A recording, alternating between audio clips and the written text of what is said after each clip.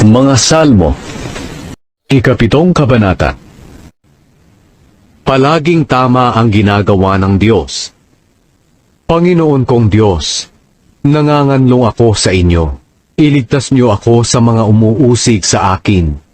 Baka patayin nila ako, katulad ng pagluray ng leon sa kanyang mga biktima, kung walang magliligtas sa akin.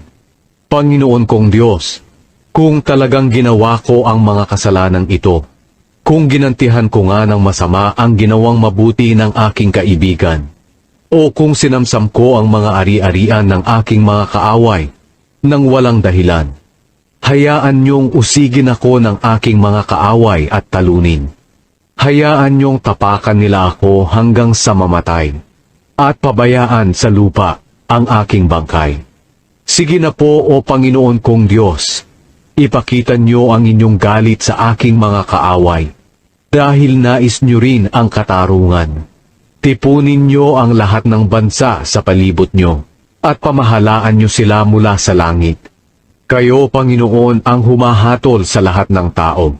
Patunayan niyo sa kanila na mali ang kanilang mga paratang laban sa akin, dahil alam niyo na ako'y matuwid at namumuhay ng wasto.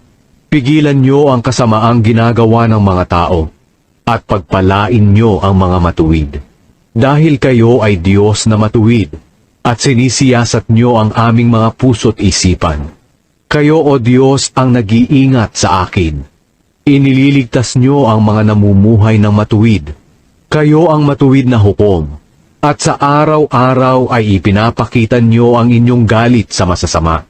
Kung ayaw nilang magsisi sa kanilang mga kasalanan, ikaw na may nakahandang sila'y parusahan. Katulad niyo ay isang sundalong nakahanda na ang mga nakamamatay na sandata. Nahasanan niya ang kanyang espada, at nakaumang na ang palasong nagbabaga.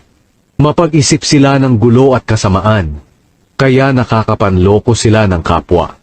Pero sila mismo ang mapapahamak sa kanilang binabalak na panggugulo at karahasan. Ang katulad nila ay humuhukay ng bitag para mahulog ang iba, pero sila rin ang mahuhulog sa hinukay nila. Pinasasalamatan ko kayo, Panginoon, dahil matuwid kayo. Aawitan ko kayo ng mga papuri, kataas-taasang Diyos.